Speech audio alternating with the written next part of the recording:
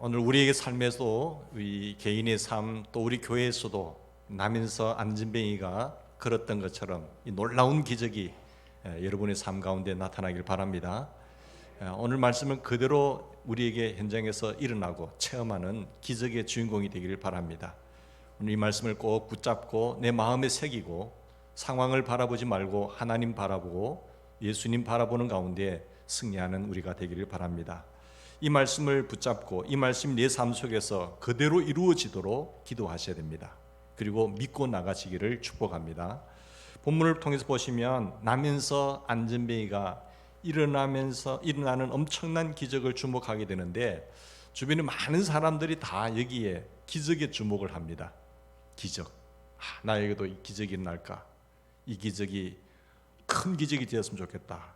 그러나 오늘 본문의 초점은요, 안진뱅이가 일어서는 그 기적에 있는 것이 아니라 예수님께 초점을 맞추셔야 돼요. 복음의 메시지는 예수님께 초점을 맞추라. 기적을 바라보지 말고 예수님을 바라보라는 그 메시지인 것입니다. 이 점을 깨닫지 못하면 이 말씀은 우리에게 부담이 될 수가 있죠. 설교하는 저에게도 부담이 될 수가 있죠.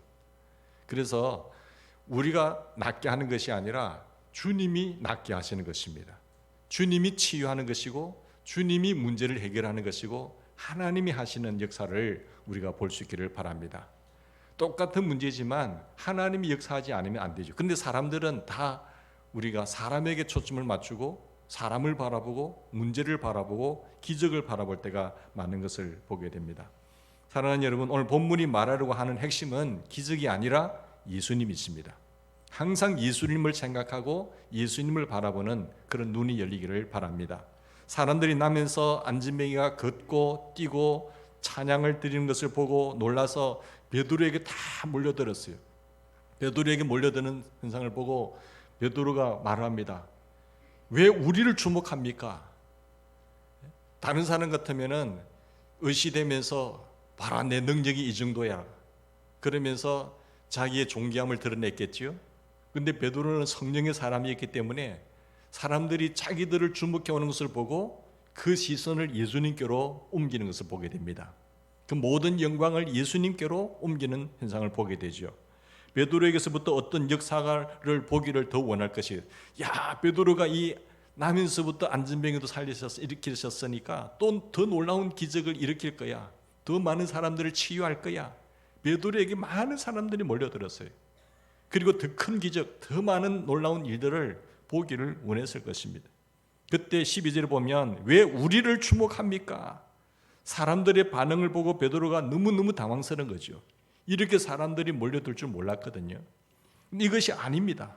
이것이 아니고 그러면서 하시는 말씀이 16절 말씀이에요. 우리가 정말 보아야 할 것이 무엇인가를 말씀하는데 예수로 말미암아 난 믿음이 너희 모든 사람 앞에서 이같이 완전히 낫게 하였느니라. 이 믿음이 중요한 것입니다. 예수님이십니다. 여러분이 보셔야 할 것은 예수님입니다. 그래서 히브리서 12장에 보시면 예수를 바라보자 하는 거죠.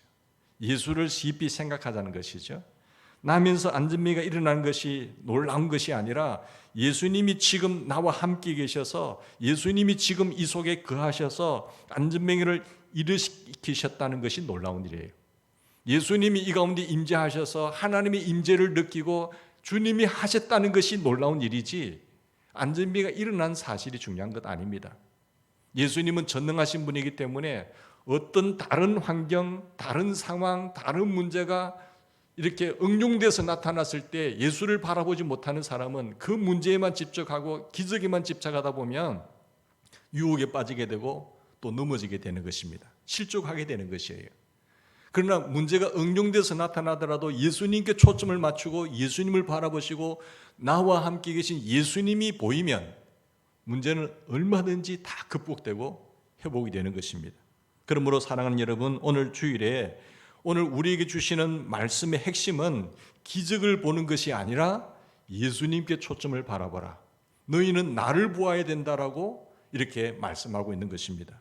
베드로는 오순절 성령 체험 이후에 자기의 생각과 자기의 계획과 자기의 주장은 다 죽었어요.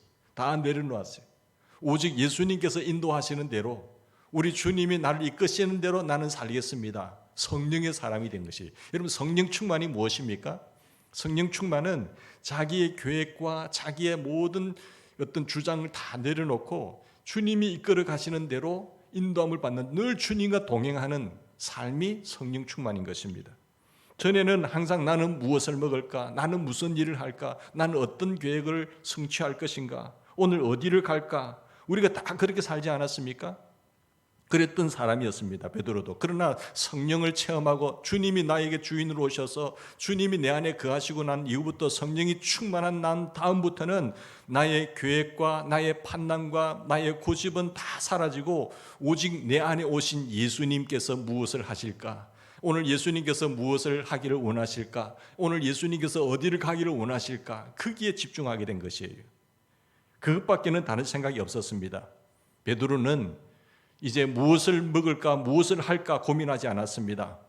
오직 주님께서 무엇을 원하시는가, 내 안에 계신 주인께서 무엇을 하기를 원하시는가, 거기에 집중하기 시작했다는 것입니다. 성전 미문에 기도하러 가는 그날도 마찬가지였습니다. 베드로는 마음에 주님 오늘 무엇 하기를 원하세요? 그런 생각으로 올라가신 거죠. 그전에는 늘 성전 미문에 기도할 때도 그 사람이 그날만 있는 것이 아니라 늘 그전에 있었던 사람이에요. 그런데 그전에는 그런 생각이 들지 않았어요. 가난한 사람이, 병든 사람이 여기 있구나 라고 스쳐 지나갔어요. 그런데 성령 충만한 이후부터 그 사람이 새롭게 보이기 시작한 거죠.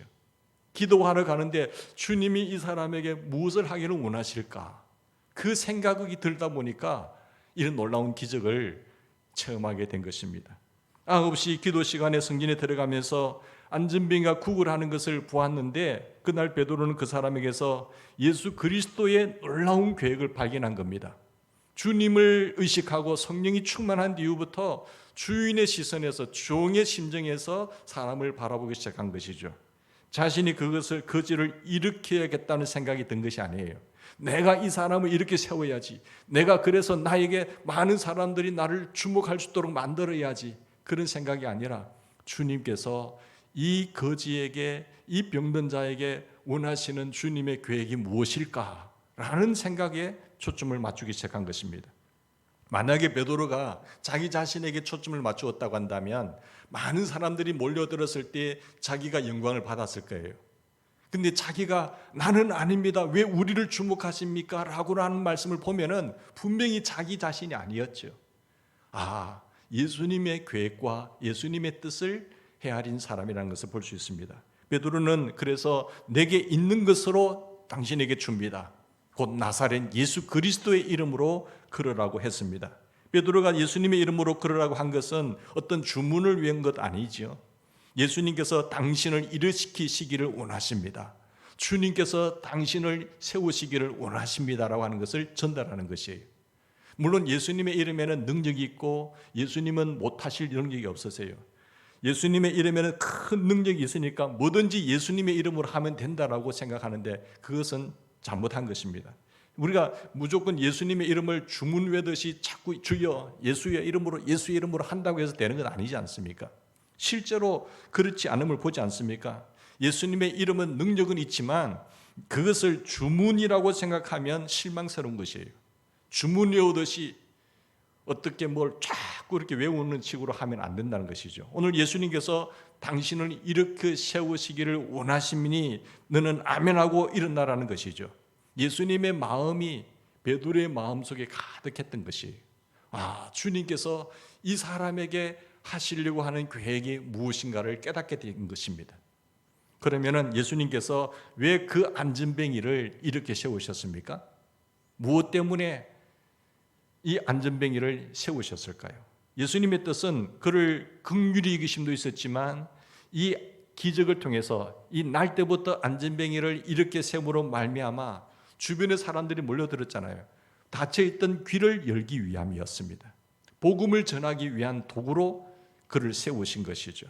그 사람을 통해서 사람들에게 복음을 들을 수 있는 귀를 열게 하시려고 이 기적을 일으킨 것입니다. 실제로 이 사건을 목격한 많은 사람들이 베드로에게 모였습니다.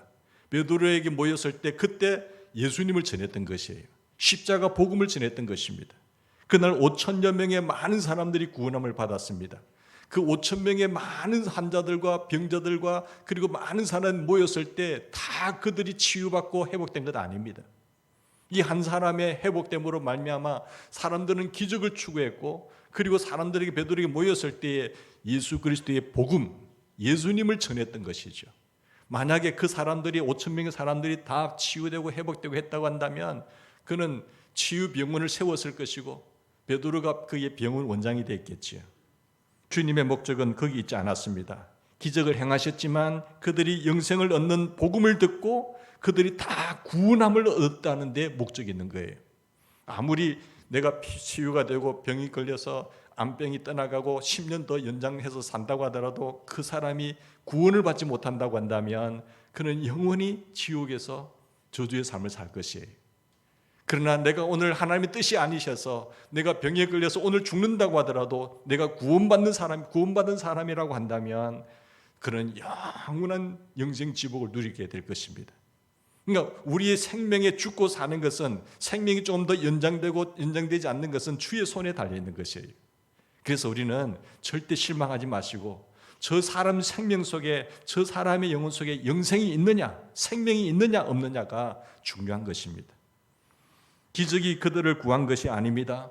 기적은 단지 복음을 듣는 귀를 열기 위함이에요. 닫혀있던 귀가 열리는 놀라운 역사가 기적을 통해서 일어난다는 것이죠. 기적을 보고 놀란 사람들이 복음을 듣게 되었고, 그 복음을 듣고 예수님을 믿게 되었고, 예수님을 나의 주인으로, 나의 왕으로 영접하게 된 것입니다. 그래서 구원함을 받은 것이죠. 이것이 이날 예수님의 계획이었던 것입니다. 앞으로 우리에게도 기적이라고 할 만한 일들이 많이 일어날 것입니다. 여러분, 이 놀라운 기적을 통하여 사모하시고 기적을 통하여 주신, 기적을 계획하시고 일으키신 하나님의 의도를 잘 생각하는, 놓치지 않는 우리가 되기를 바랍니다. 기적이 일어날 때마다 기적이 아니라 더욱 예수님께 초점을 맞추셔야 돼요. 더 예수님을 바라보셔야 돼요. 그것을 꼭 명심하시기 바랍니다. 이를 행하시는 분이 예수님이라는 사실입니다. 예수님은 우리 문제 앞에서 행하지 능치 못하실 일이 아무것도 없으세요.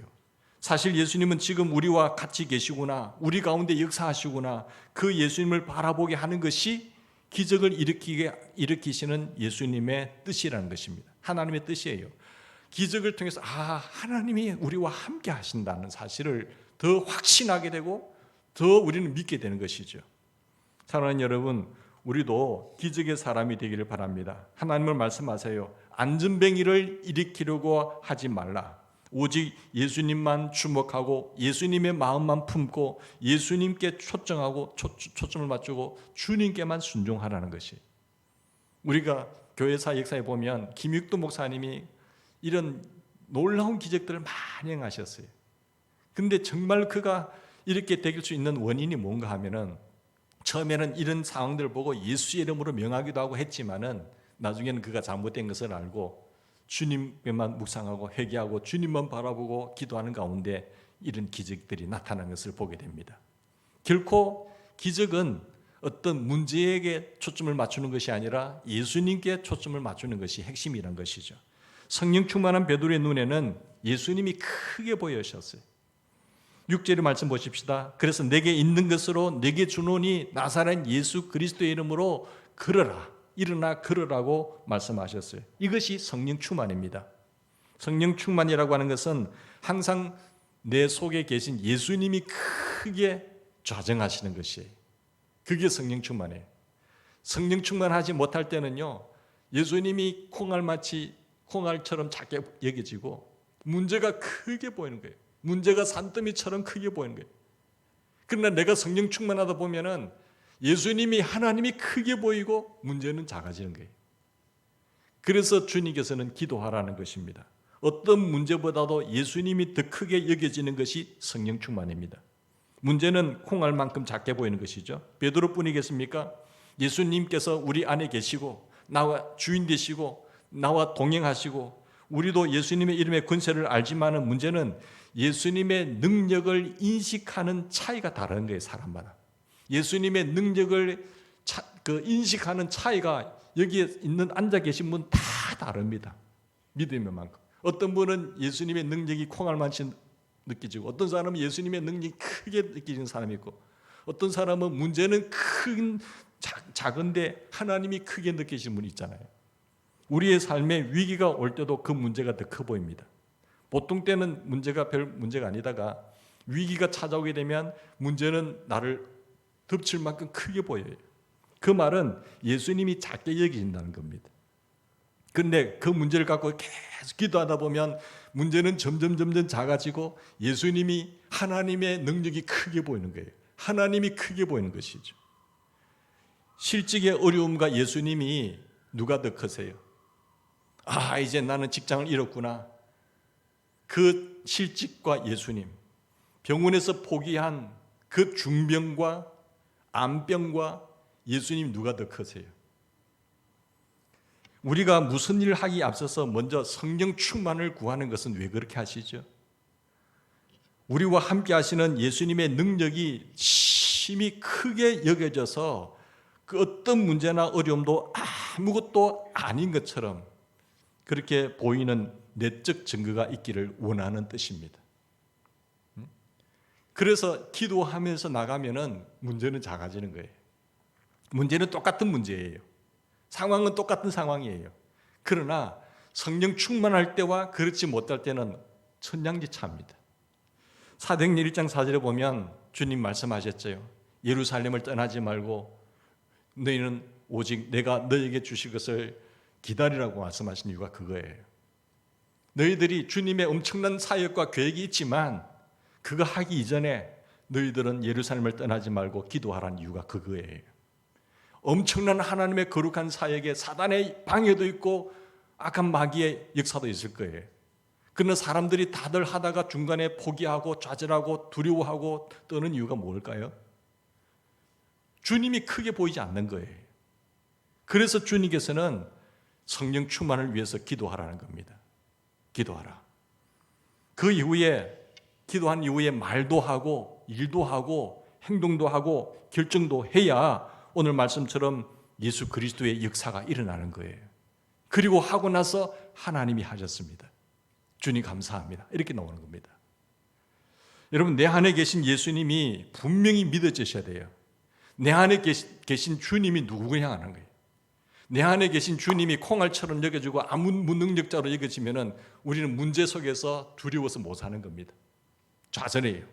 염려, 불안, 초조가 탁 밀려와요. 내 안에 계신 분이 하나님이시잖아요. 내 안에 계신 분이 무한히 창조주이세요. 주권자이세요. 어떤 문제도 해결치 못할 그런 능력이 있는 분이세요. 내 안에 계신 분이 정말로 그분을 바라볼 수 있는 눈이 열리면 문제가 사라지는 것입니다. 그분이 믿어져야 돼요. 예수님이 세상 그 무엇보다도 더 크게 느껴지도록 기도가 먼저 있어야 된다는 것이에요. 그래서 주님께서는 예루살렘을 떠나지 말고 기도하라는 것이죠. 그 다음에 무슨 일이든지 하라는 것입니다. 그러면은 이제부터 여러분 생애가 우리 주님의 역사하심을 날마다 일마다 보게 될 것이에요. 날마다 일마다 보고 내가 했다가 아니라 주님이 하셨습니다. 하나님이 하심을 감사합니다. 찬양합니다. 간증의 주인공이 되고 우리가 하나님의 자랑하는 그런 귀한 하나님의 사람이 되는 것입니다. 어느 목사님이 재미있는 표현을 하셨어요. 그 목사님은 여러 문제가 생길 때마다 예수님께 기도를 하는데 그냥 기도하는 것이 아니라 문제가 작아질 때까지 기도하는 거예요. 문제가 작아질 때까지 계속 기도하면 그 큰 문제가 계속 작아져서 나중에 콩알같이 될 정도로, 콩알처럼 될, 입에 넣을 정도로 그냥 삼킬 정도로 그렇게 기도하라는 거예요. 여러분 안 그러세요? 여러분 기도하다 보면은 성도들이 기적을 경험해도 주님을 바라보지 못하고 기적만 주목하게 된다고 한다면은 더 큰 혼란을 겪게 됩니다. 사람은 더 큰 기적, 더 많은 기적을 요구하게 되기 때문이죠. 예수님을 바라본 사람은 예수님의 인도를 받게 되지만 기적을 바라본 사람들은 끊임없이 더 큰 기적을 바라는 거예요. 더 많은 기적을 바라는 것이죠.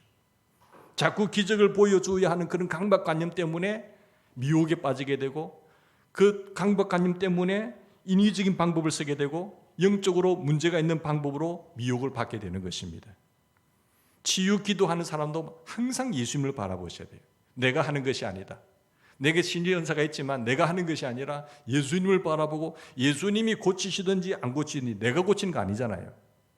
예수님이 이 사람을 부를 수도 있고, 예수님이 치유할 수도 있고, 예수님이 이 문제를 보류시킬 수도 있고, 예수님이 즉각 문제를 해결할 수도 있는 거예요. 모든 주권은 주님이 가지고 계시는 것 아니겠습니까? 그래서 치유를 하는 분도, 기도를 하는 분도 예수님을 바라봐야 되고, 치유를 받는 사람도 예수님을 바라보셔야 돼요. 그래서 예수님께서 보신 것은 네 믿음이 너를 구원하였느니라는 거예요. 이 두 분 다 그렇게 되셔야 되는 겁니다. 목사를 바라보지 마시기 바랍니다. 어떤 능력자를 바라보지 마시기 바랍니다. 예수님을 바라보셔야 돼요. 내 안에 임재하시고 나의 주인 되시고 나의 왕 되신 예수님께 초점을 맞추셔야 돼요. 질병도 바라보지 말고 예수님을 바라보셔야 됩니다. 기적보다는 예수님께 초점을 맞추는 우리가 되기를 바랍니다. 그 눈이 열리셔야 돼요. 예수님이 크게 보이셔야 돼요. 예수님이 늘 함께 하심을 믿으셔야 돼요. 이것이 안 되면, 이것이 의식이 안 되면 이건 하나님의 임재가 없는 거잖아요. 우리가 나 삶 가운데 하나님의 임재가 있다는 것은 뭡니까? 나와 함께 하시는 주님이 크게 보이는 거잖아요. 그런데 우리가 기도를 안 하게 되고 하나님을 바라보지 않게 되면 점점점 하나님이 안 보여요. 나중에는 하나님이 안 보이고 나와 문제만 쌓이게 되는 거예요. 그러면 얼마나 불안하겠어요. 늘 기도하고 예수님을 바라보는 사람은 예수님이 크게 보이기 때문에 아무것도 염려하지 말는 거예요. 두려워하지 말고 놀랄 일이 생겨도 놀라지 않는 거지. 주님이 크신 분이기 때문에. 기적과 현상만 보면 안 됩니다. 그러면 실족하고요, 미혹당하고요, 넘어집니다. 예수님을 놓치게 됩니다. 사람들이 예수님을 뒷전으로 여기고 기적만 바라보는 것이죠. 오병이어의 기적을 행할 때도 마찬가지입니다. 오병이어의 기적을 보고 사람들이 계속해서 예수님께 떡을 구했어요. 그런데 예수님이 떡을 구하는 것을 계속 바라보고 올 때마다 예수님은 엉뚱한 소리 하시잖아요. 예수님은 아무 역사도 일으키지 않으셨어요. 그 이후로 나를 먹어라, 나를 먹어라, 내 살이 영생의 양식이니라 라고 이야기하셨어요. 나를 먹고 내 살이 내 영생의 양식이니라. 그러니까 듣기 이상한 말만 하시니까 사람들이 떠나갔어요. 그때 제자들만 남았을 때 예수님께서 하신 말씀이 무엇인지 아세요? 너희들도 나를 떠나려고 하느냐? 베드로가 위대한 고백을 하죠. 영생의 말씀이 계신데 어떻게 주님을 떠나겠습니까? 그렇게 말씀을 하셔서 예수님의 제자들에게 능력이 임하기 시작한 것입니다. 영생의 말씀이신 예수님을 붙잡은 제자들은 나중에 다 하나님의 기적의 사도들이 되는 거예요. 영생의 말씀이 계신 예수님을 붙잡으셔야 되는 거예요. 늘 예수님 바라보고 늘 예수님 나와 동행하는 것을 믿으셔야 됩니다. 우리가 다니엘 기도회 때 보면은 정말 하나님이 함께 하시는 사람들, 하나님의 기적과 감정의 주인공들 체험하잖아요. 다 예수님께 초점을 맞추는 거예요. 기적이 일어날 수도 안 일어날 수도 있고, 처음에는 예수님을 정말 나의 주인으로 나를 영접하고 왕으로 오신 주님으로 영접한 사람이라고 한다면 삶의 어려움과 난관이 올 수 있잖아요. 그런데 하나님이 이끄시는 가운데서 다 합력하여 선을 이루세요. 키는 뭡니까? 정말 예수님이 나의 주인으로 오셨느냐 말이지, 나의 왕으로 좌정하셨냐 말이지. 이게 안 되면 처음부터 잘못 끼어지는 겁니다. 이게 바르다고 한다면 그 다음부터는 걱정할 필요가 없어요. 예수님을 바라보면 주의 역사를 이루는 삶을 살게 되지만, 기적만 바라보고 주님을 따라가려고 하는 분들은 나중에 다 실족해버려요. 다 떠나가 버려요. 기도 받으실 때도 보면 목사를 바라보지 말고 예수님을 바라보셔야 돼요.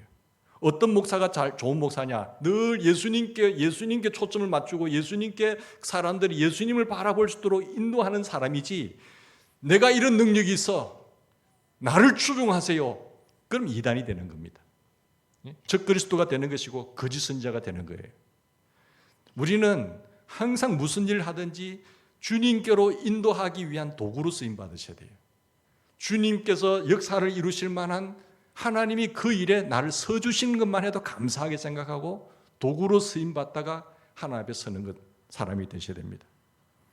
사랑하는 여러분, 내가 가지고 있는 문제의 얽매여서 주님을 바라보지 못하는 사람들이 많습니다. 그 문제 때문에 완전히 지치고 문제에 덮여가지고 주님을 바라볼 수가 없어요. 자기가 가지고 있는 문제에 얽매여서 주님을 바라보지 못하는 분, 성령께서 임하고 계신데도 전혀 누리지 못하는 그런 사람이 한 사람도 없기를 바랍니다. 성령이 내 안에 임재하셔서 하나님이 내 안에 임재해 계시면은 주님이 하시는 거예요. 그 임재를 느끼고 살아가는 것이. 주님만 바라보는 분들은 너무나도 금방 성령께서 나를 만지시고 있다는 것을 느껴요. 근데 주님이 의식이 안 되면 참 힘든 삶을 살아갈 수밖에 없는 것입니다. 하나님이 내 아버지시잖아요. 하나님이 내 아버지고 나는 천국 백성이고 나는 그분의 자녀예요.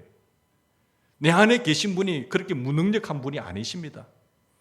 주님이 내 안에 성령으로 임재하셨다고 한다면 나를 고아와 같이 버려두지 않냐고 세상 끝날까지 함께 하신 거예요. 주님이 내 안에 함께 하시는 가운데서 일어나는 일들은 다 하나님의 계획과 뜻 가운데서 일어나는 일이잖아요. 그런데 뭘 두려워하세요?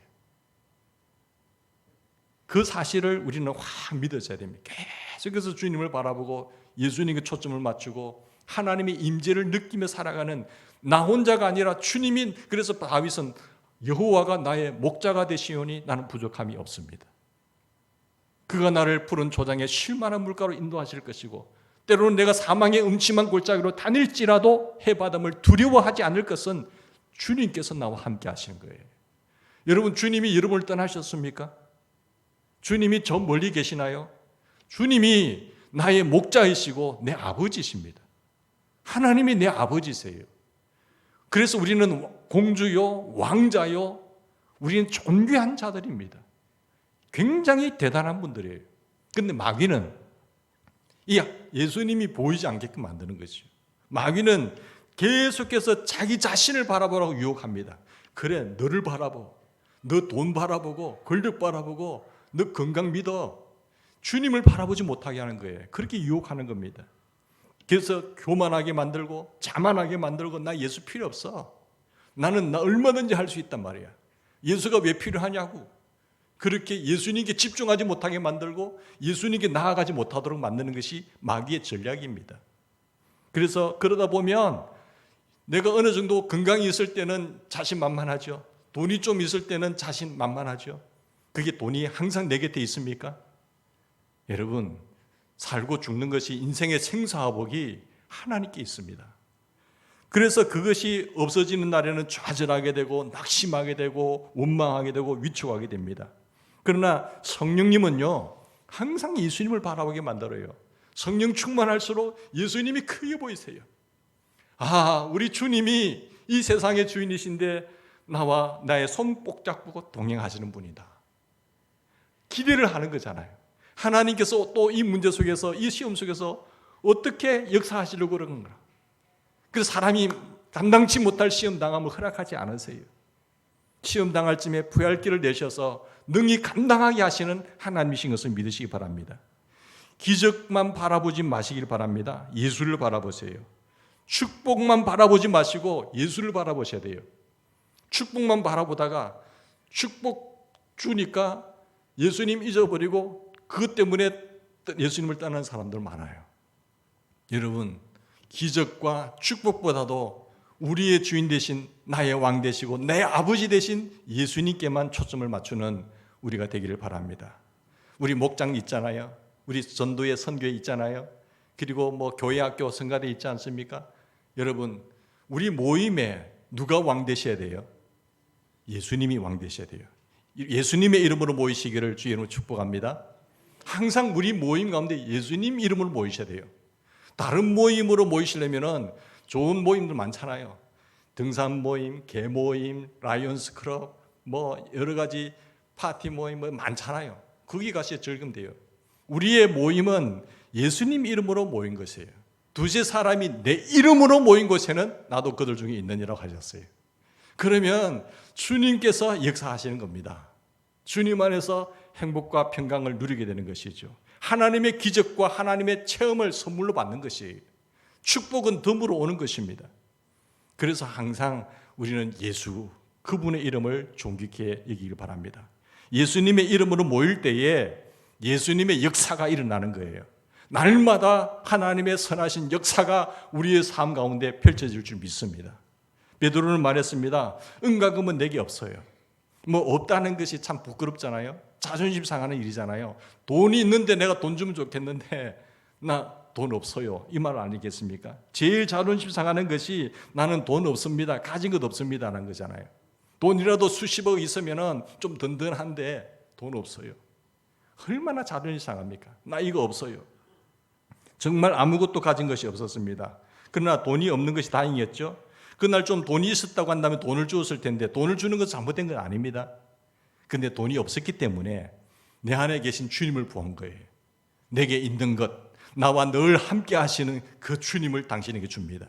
이 주님에게는 다 모든 것이 다 있습니다. 그 주님을 증거하고 주님을 드러내고 주님을 믿게 하니까 그 힘으로 일어난 것 아니겠습니까? 돈이 없을 때 더 놀라운 주님의 역사가 나타날 줄 믿습니다. 왜?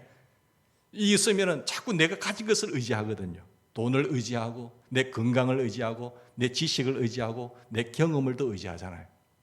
여러분 이거 가진 것 가운데서도 주님을 늘 의지하면 더 큰 금상첨화겠지만 여러분 사실은 사람이 없을 때 더 주님을 바라보거든요. 그러나 없기 전에 더 주님께 가진 것 가운데서도 주님을 바라보는 눈이 열렸으면 더 좋겠습니다. 얼마나 큰 축복의 사람이겠어요. 베드로는 돈이 없었기 때문에 예수님의 의도를 깨달은 것입니다. 돈은 있다가도 없을 때가 있지만은 예수님은 항상 나와 함께 계신다. 내게 있는 그분, 나와 늘 동행하시고 나와 함께 하시는 내 아버지, 그 예수님 이름으로 당신은 걸으셔야 됩니다 라고 말하겠지 않습니까? 예수님의 사람이 가지고 있는 힘이 바로 이 힘입니다. 예수님이면 다 하지 않습니까? 예수님이 내 안에 있기 때문에 예수가 있는 사람에게는 생명이 있고 예수가 없는 사람에게 생명이 없다고 했잖아요. 예수님이 내 안에 있으면요 다 있는 거예요. 내가 권력이 있고 내가 경험이 많고 내게 지식이 가득하고 돈이 수천억 있다고 하더라도 그게 예수님이 없으면 그건 다 이런 겁니다. 네가 천하를 얻고도 네 생명 먹고 하면 무슨 유익이 있으리요? 여러분 우리는 너무너무 귀한 분들이에요. 내 안에 누가 계세요? 예수님이 계시기 때문에 예수의 생명으로 영생을 누리는 겁니다. 이것이 우리의 힘이에요. 그것을 열심히 나누어 주면 되는 겁니다. 나사렛 예수의 이름을 내가 너에게 주겠다. 이것이 우리의 힘이요 우리의 재산입니다. 계속해서 예수님을 증거하는 거예요. 예수님을 보여주는 거예요. 예수님이 내 아버지이세요. 예수님이 이 땅의 주인이야. 예수를 믿으셔야 하면 돼. 믿거나 말거나 내게 있는 그분을 드러내는 것이죠. 내게 나와 함께 하시는 그분을 자랑하는 것이죠. 그러면 주님께서 네가 많은 사람들 앞에서 나를 드러내면 나도 네 아버지 앞에서 너를 드러낼 것이고 많은 사람들 앞에서 네가 나를 부끄럽게 여기면 나도 네 아버지 앞에서 부끄럽게 여길 것이에요. 여러분 나와 동행하시고 내 아버지 되신 주님을 많이 드러내는 내게 있는 것 나와 늘 함께 하시는 주님을 자랑하는 우리가 되기를 바랍니다. 여러분 아무것도 없는 그때가 우리가 정말 믿음으로 살 때입니다. 아무것도 없으니까 이제 주님만 붙잡는 것 아니겠습니까? 그전에는 예수님을 믿는다고 하면서도 사실 솔직하게 예수를 믿는다고 하면서도 가지고 있는 내 돈, 내 다니는 직장 자랑하고 내 건강 자랑하고 내 물질 자랑하고 부모 형제를 믿고 살았지 않습니까? 다 그거 믿고 살지 않습니까?